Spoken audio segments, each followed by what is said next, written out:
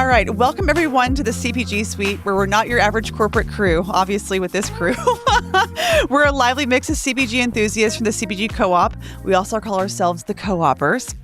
Blending expertise, passion, and a pinch of humor to spice up your brand journey. Join us as we dish out hot takes, fresh insights, and a few laughs, or a lot of laughs, turning the often daunting CPG world into an adventure.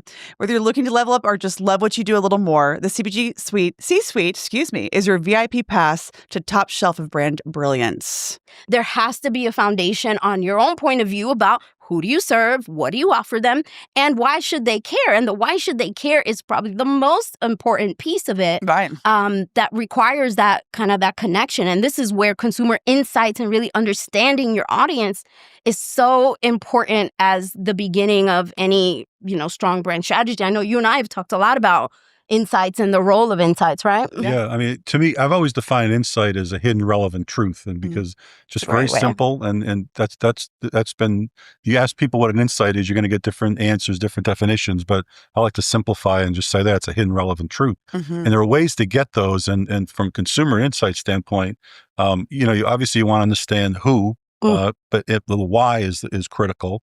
And then psychographically versus demographically, it's really about their attitudes and their motivations and their hot buttons and their pain points and their values and all. That's what's the key. I mean, demographics are good for certain media buying and for certain targeting things, but it's all based on psychographics, really, to how you're going to nail that.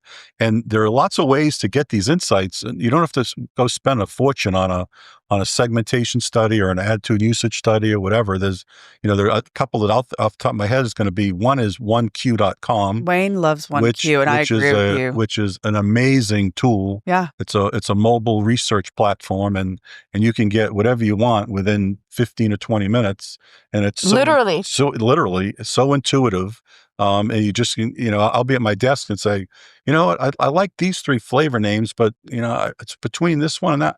You know what? And then I just get on OneQ, and then 20 minutes, I ask a question, 150 people, and I target them based on, the profile I want. And within 15 to 20 minutes, you get the answers back, and you just feel, okay. And you can dial it down to anyone, like it could be women who are 30, who live in Texas, who do, 60, 40, whatever male, it is, female, it could be income, but then you as specific as you need, right? Like living in New York, who work in technology and have 3 kids and love to shop for shoes. Like, and they're on literally.